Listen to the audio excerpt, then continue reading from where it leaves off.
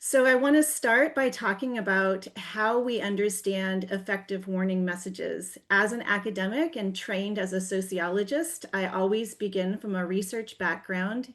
And this model I'm sharing with you was first identified by Dr. Dennis Maletti and Dr. John Sorensen.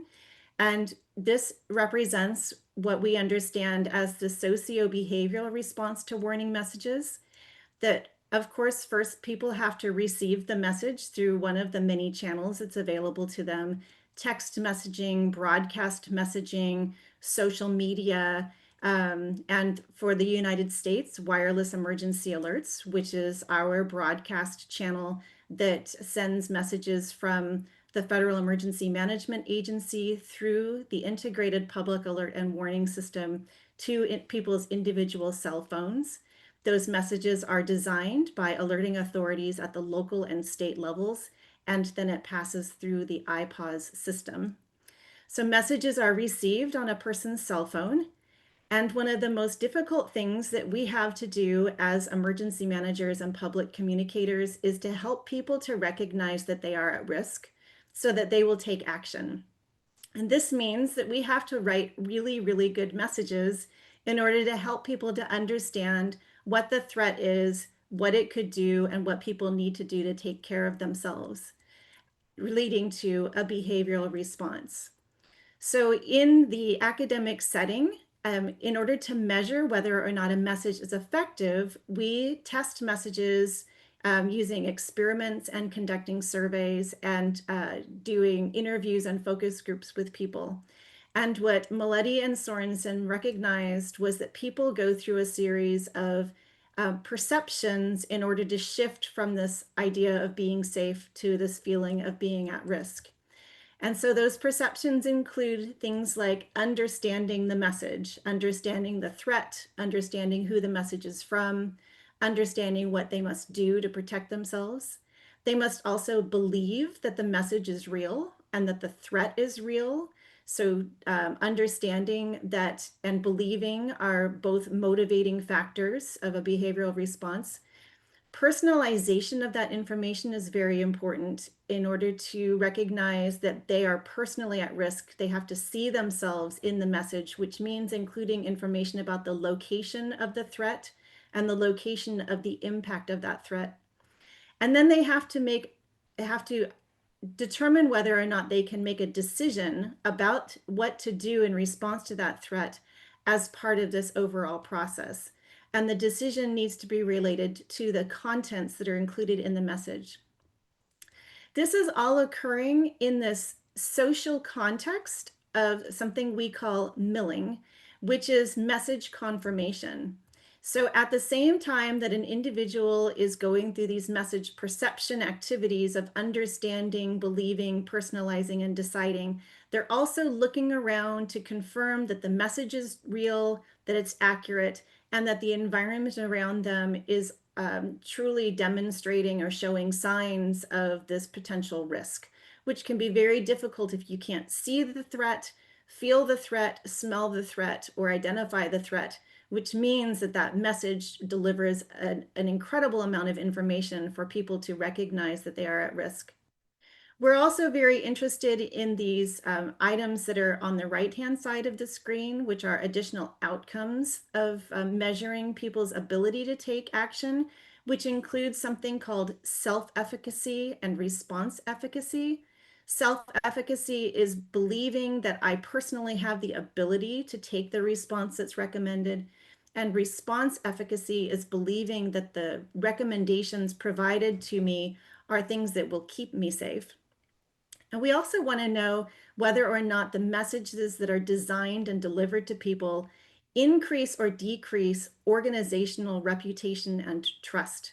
We know that when people receive these messages, it's in a sea of many, many other alerts arriving on their devices in every day, and recognizing that that organization is trustworthy and should be followed is a key part of measuring whether or not people might take a response to the message. So there are specific contents that we know motivate action, And these have been identified as part of the warning response model. And we've also written about it in the article that's listed below. With every study that I show you today supporting the recommendations, I will provide to you the information about where you can go to get that study. And I'll also make sure that EENA provides that to you at a later time. The first thing that's important to motivate action is the source of the message, using a local, familiar, and trusted name.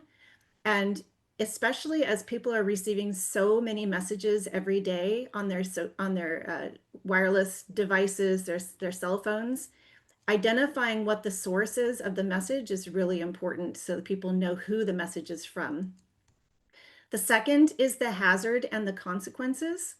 Identifying the name of the hazard and describing the consequences to the populations helps people to understand what's happening and also determine whether or not they can take action in response to that event. The location and the population needs to be included as a content using familiar landmarks and known physical boundaries. Protective action needs to be included, which is essentially instructions for what people can do to remain healthy and safe, and an element of time when the threat is occurring, when people should initiate action, when the message might be updated. We also know that message style is very important as we're writing a message, not in using jargon. And for us, jargon is language that's very technical, something that you would need to have an education campaign to train people about that content ahead of time. And that would be considered jargon. Not using acronyms or abbreviations such as IPAWS or FEMA or WIA, which are things that I've already mentioned in this presentation. And then using very familiar words that are easy to translate into other languages. In terms of visual attention, when we write messages, it will be important to use all caps very selectively in order to draw attention to differences in the sentence. Many times in the US, we see messages that are written in all caps entirely, and it's very difficult visually to identify what's important in the message, and it's also just difficult to read. All caps can also increase a sense of urgency, such as by using the word now in all caps in the middle of a sentence. So when we developed the tools for the Federal Emergency Management Agency and the IPAWS program, the first thing we did was evaluate existing messages that had been issued through the IPAWS system by drawing from the framework that I just presented to you. And we conducted content analyses that applied the warning response model to emergency alerts. I wanted to just point to you that we've done that for multiple kinds of events in the United States, and then also call attention to some of your colleagues in France and in Brazil. In the US, we have applied this to wildfires. We applied it to a decade of wireless emergency alerts. We've applied it to missing persons alerts, and also looked at what we call post-alert messages, which is essentially something like an all clear message letting people know the event has ended. And then in France, Johnny Duvenet and his colleagues have studied French alert, and in Brazil, De Fonseca has looked at Brazil's experience with disaster communication messages. Once these content analyses were conducted, we were able to start to build what we called the warning lexicon. The publication that I refer you to for the warning lexicon is freely available, and I will make sure that you have a link to access that in one of my future slides. There it is. It's freely available at bit.ly/warning lexicon. And you will want to download the supplemental material that is included. It's been downloaded more than 13,000 times across the US and internationally. And this is the document that provides all of the contents that are necessary for writing messages for 48 different hazards. I'm going to show you the steps that we went through to develop the warning lexicon in order to show you why we can trust that this is a good strategy for writing messages. It was presented only in English, and we only looked at text. And in the future, I would love to work with international collaborators in order to develop additional languages, and also potentially to use visuals as part of this strategy for communicating effectively. When we developed the warning lexicon, the first thing we did was to collect data from jurisdictions across the US and identify the types of hazards that we're issuing messages for and the protective actions that were included in those messages. We took those messages apart, identified that there were approximately 48 hazard types, and a number of protective action statements that go along with those hazards. So we developed those statements, and then we went to hazard subject matter experts to ask them to confirm and to improve upon the statements that were identified in those initial messages. Our subject matter experts included people from meteorology, atmospheric science, geosciences, health, emergency management, law enforcement, and they worked with us to identify what we call impact and action statements, which is essentially describing the threat and what it can do to people, and then also identifying the statements that would be useful for instructing people on how to protect themselves. And then we worked with communication subject matter experts to determine that the language that we were using to describe the impacts and the action statements were as jargon-free as possible and easily translatable. This led to our final warning lexicon. And when we wrote the lexicon, we also included supplemental materials. This is an example of supplemental material for hurricane, tropical cyclone, and tropical storm, which is a very similar hazard, but named differently in different parts of the world. And you see at the top, the name of the hazard. Below it is the hazard impacts or the consequences of the hazard. And below that is contents for pre-event and during or post-event, in particular for protective action guidance. So as a user of this information, you would have access to the supplemental material that provides the impact statement followed by those protective action statements. And the warning lexicon also walks you through steps to design a message that was based upon additional research on how messages should be structured and the order of contents. So the first step would be to include the name of the sending source, which would be entered by the sending organization. The second step would be to draw from the warning lexicon to identify the name of the hazard or the threat and describing the consequences and what the hazard is doing. The third step is to describe where the threat is occurring, which is entered by the message writer, describing the location using geographical boundaries and known landmarks. The fourth is to describe when the threat is occurring, the time of day, at the onset of the hazard or the action. And the fifth step is to pull information from that supplemental material to describe what people should do to protect themselves. The last thing we recommend is to include a website or a phone number showing people where they can go to get additional information. After we developed the warning lexicon, we tested it. We've done several studies. The first one I want to point to is the study that was published in 2025, which we called "The Complete Message is the Best Message: The Case for Standardizing Wireless Emergency Alerts." We tested the warning lexicon in New York City as an experiment. We assigned each participant one of 5 different kinds of hazards and then one of 3 different kinds of messages.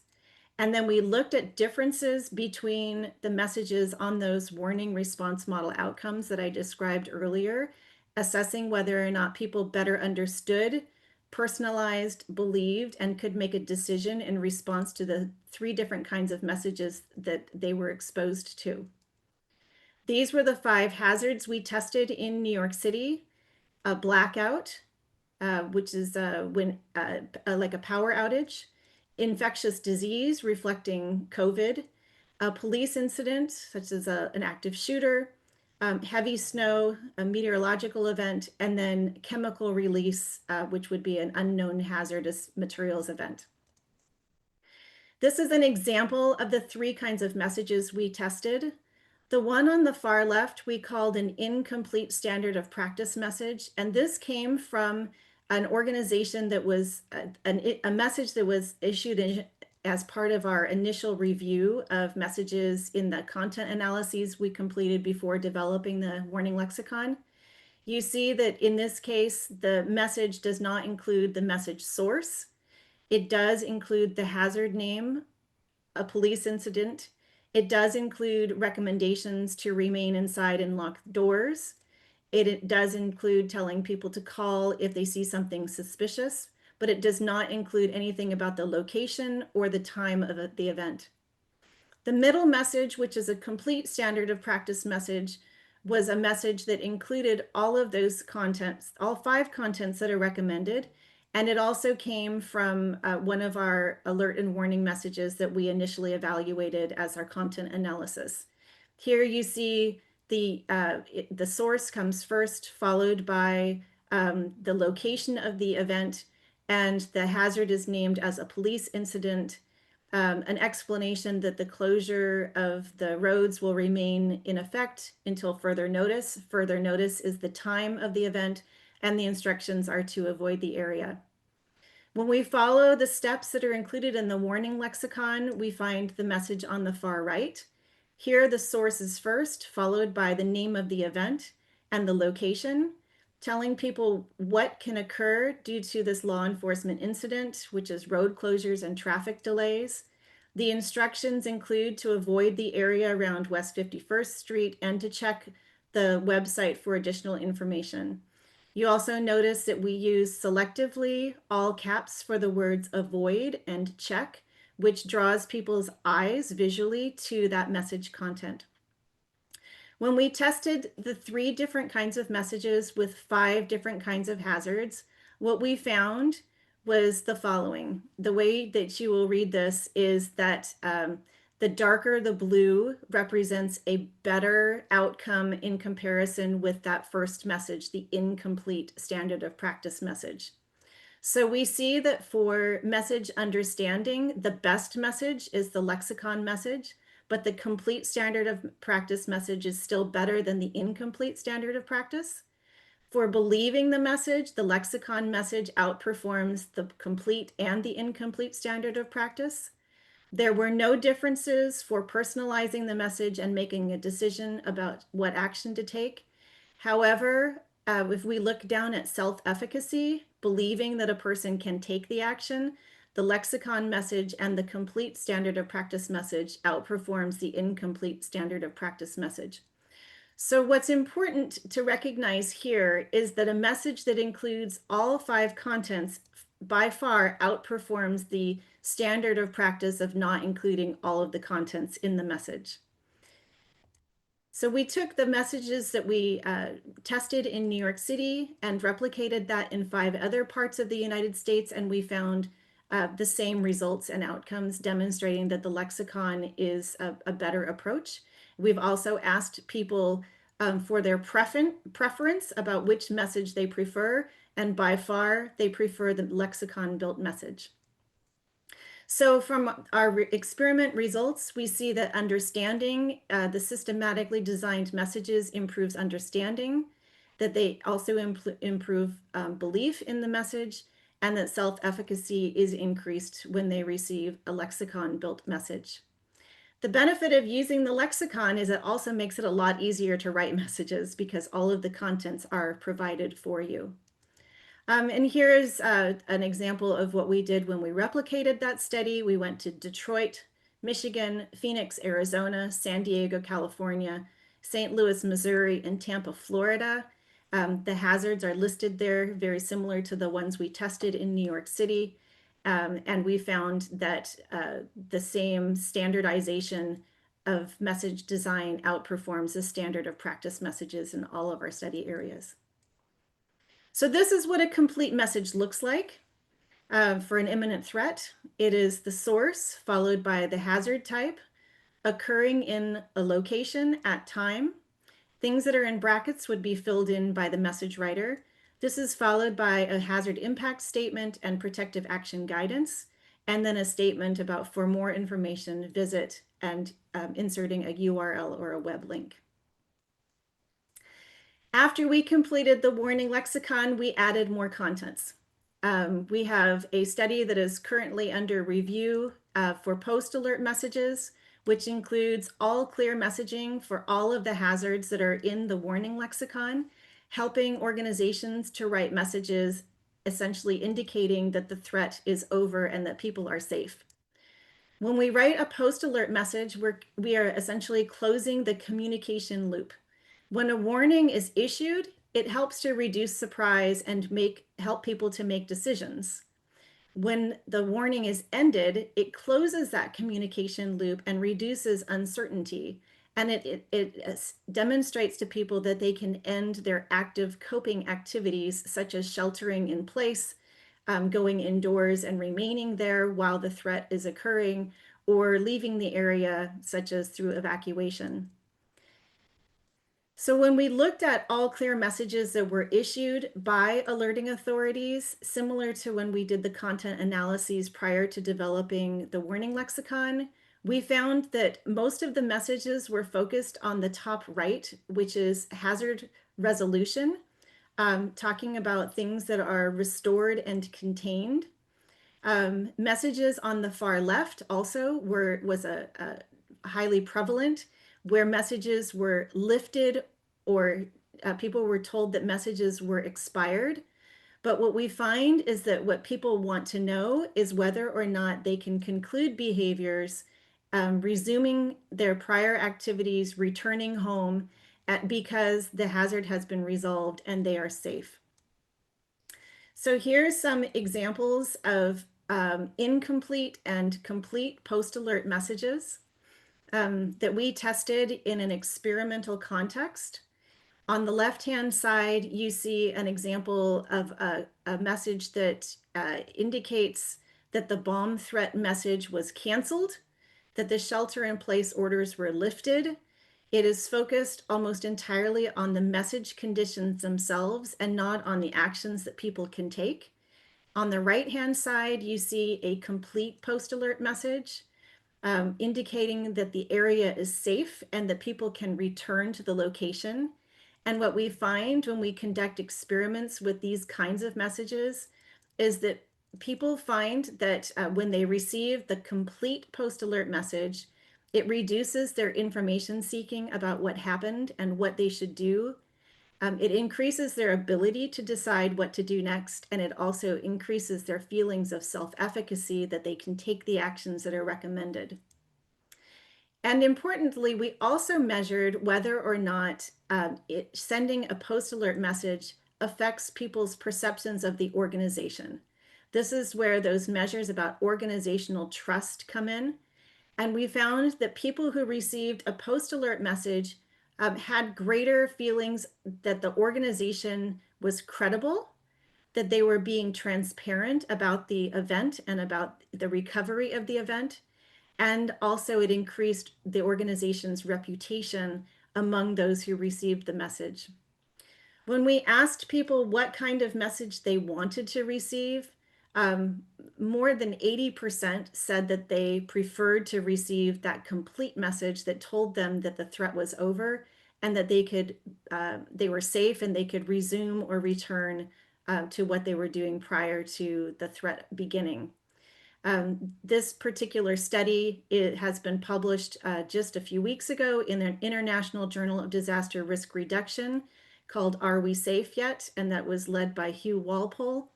And the lexicon for post-alert messaging is under its second review. And as soon as that supplemental material with all of those templates are available, those will be made available publicly. But this is what a complete post-alert message looks like based upon our studies. It is similar to the imminent threat message, where it begins with the source, followed by the hazard name, location, and time, a statement that it is no longer threatening, and that people can either resume, return, or conclude actions. And then importantly, if there are things that people need to do to return to the area or to remain safe as law enforcement continues their investigative activities, new guidance needs to be included to help people to know what they should do as they are resuming, returning, or concluding actions. I have one more study to show you that we did because this was where we added one more set of contents to the warning lexicon. We also conducted research on missing persons alerts. And again, I show you all of this because it is foundational to the tool that we developed, which I'm going to show you after this study. When we focused on missing persons alerts, we conducted another content analysis to understand how missing persons alerts are written, and we applied the missing and endangered persons message framework. This study was led by Lauren Kane and a graduate student who may be joining the University of Avignon next January. So missing persons alerts, we know that more than 98% of wireless emergency alerts issued for missing and endangered persons miss critical information. On the right-hand side, you see what we call an Amber Alert in the United States, which is for a child who has been abducted and is considered to be at risk, their lives are at risk. And this message on the right is a common standard of practice where it includes the name of the alert, the sender or the location, which here is San Francisco, California, and then LIC / is the license plate, which is included in that message. And then also a very brief description of the vehicle that the person is in. An Amber Alert is jargon to represent that it's a missing child who has been abducted, which would require a person to have public knowledge about what Amber means. In most missing persons alerts, what is missing includes who is missing, where to look for them, and what to do if they are found. Missing persons alerts frequently rely on jargon, such as Amber Alert, to communicate the type of missing person and what people should do to assist. We know that in order for jargon and missing persons alerts to be successful will require public knowledge. And so our recommendation from the content analysis as well as experiments that we've conducted, also under review, is to use plain language and to write complete messages. And this is what a complete missing person message would look like. It's very similar to an imminent threat and a post-alert message as you look at the structure.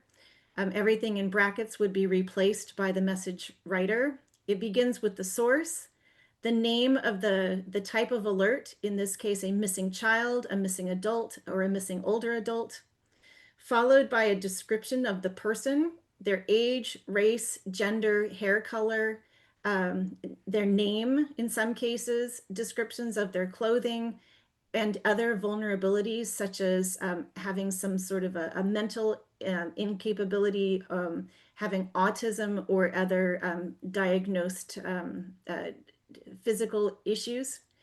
When the person was last seen, including the location and the time, and then telling people what to do, such as going to that URL for more information and telling them, if seen, to call a phone number such as in the United States 911, which would go to our emergency services.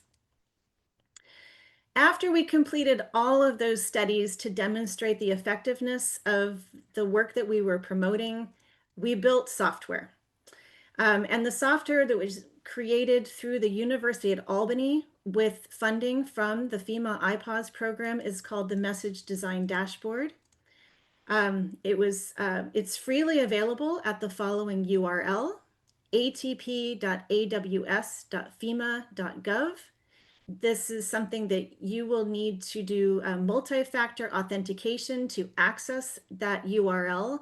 But once you've accessed it, you'll have free ability to utilize the software. It is in English. It includes all 48 hazards in the warning lexicon, and it has recently included the templates for post-alert messages and the template for missing person alerts. And I'm going to show you a brief video showing you what the dashboard looks like. And I'll give you a little walkthrough. This is the landing page for the message design dashboard. When you begin to create a message, you click on Create Message. In the US, wireless emergency alerts are limited to 360 characters and 90 characters. We always recommend starting with the longer message.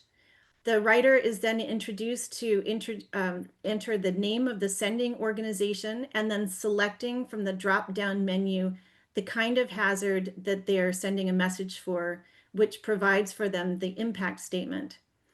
Similar to the warning lexicon, you see brackets that are filled in by the message sender. In this case, they're filling in the location information and selecting one of the variations of words that are included for this particular event. This is for a 911 service being down.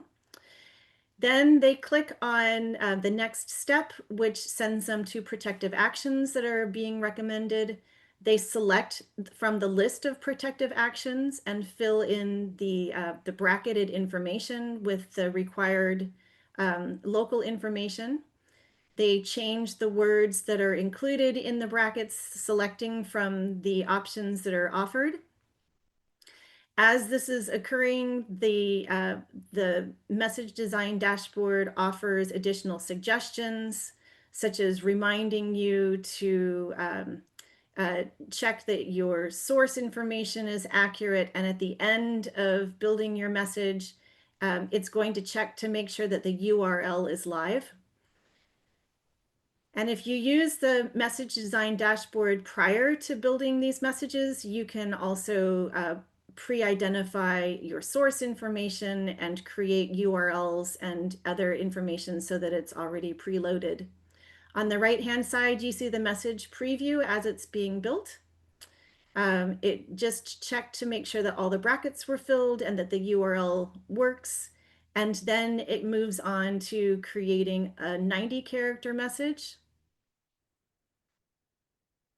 And in this case, they went back to do some editing. All of the contents in the entire message are editable. So you can treat the contents as suggestions, but it gives you the workflow and the framework so that by the time you finish writing your message, it is complete and includes all 5 contents that are recommended for an effective message. Here you see that the 90-character message was being written as the 360-character message was being developed. And in this case, they're going back and replacing the words in this area, the location information, with more precise information, and replacing the word info, which is in brackets, with a phone number. On the bottom of that screen, the preview screen, it tells how many characters are being used, how many characters remained. Demonstrating that there was still a little bit more room for writing a message, and people could add more contents. You see also that it provided selective caps as people were writing the message so that it was written in a structure that's easy to read. And then once the message was finished, they saved the message and could copy that information and paste it into their alerting software. The message design dashboard is not presently connected to any alerting software, but it is highly recommended that people develop templates or use the message design dashboard for template creation, or even to use the software at the time of the event so that they have a complete message when they need to send something for an imminent threat, a post-alert message, or a missing persons message. I wanted to point to a few other tools that are available. The first is, I'll mention EM1, which is an AI tool that is available to emergency managers. I presently am working with them as a subject matter advisor to help them to build out their alert and warning capability as part of their AI suite of tools. They are utilizing all of the research that I just presented to you in this webinar so that we can ensure that messages that are designed using artificial intelligence follows the best guidance and is a reliable source for the messages that are being written currently in English So I suggest, if you're interested in thinking about AI use for alerts and warnings, please check out EM1. The second thing is the Warn Room, which is my blog and my consulting services. The Warn Room is at thewarnroom.com. And when you visit this website, you will see at the top a drop down for blog. The blog provides evaluation of wireless emergency alerts that have been issued by organizations in the United States. It utilizes the evidence-based guidance that I've presented to you today to show how messages do or do not conform to the guidance and the research, and then also shows how to change those messages to improve them so that messages are better understood, believed, and personalized, and people can take action based upon the contents included in those messages. So my last few points before we get to some discussion is that these resources that I've shared with you are all freely available. However, we know that implementing them takes time, work, effort, and knowledge. In the last 6 months, the Warn Room has begun to work alongside of my colleague Eddie Bertola at Bertola Advisory Services to work with states and local organizations across the United States to help them to implement the research that was presented here. We know that this is an effective strategy to help to motivate people to take action, that standardizing messages and creating good templates and messages that are designed well at the time of the event, it works and it helps people to take action, but it does take time to implement this, all of these different tools.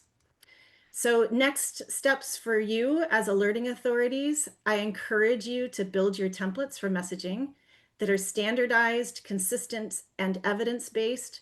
Please make use of the warning lexicon, the post-alert lexicon, and the missing persons standardized messaging strategies that I've presented here. We have the evidence to demonstrate that these are the effective strategies. I also encourage you to practice writing messages following the framework that was presented here, either using the warning lexicon message structure or turning to the message design dashboard, or even reaching out to me and to my colleagues to help you with designing scenarios and practicing writing messages so that you can do this effectively when minutes matter.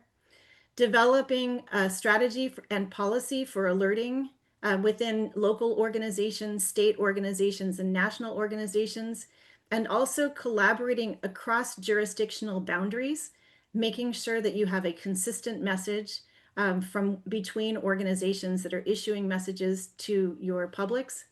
And also, you can always contact me for assistance. Here is my email address where you can reach me. And you can always also reach back out to Benoit at EENA, and he would be happy to provide you with additional resources that I've shared with him and help you to get in contact with me.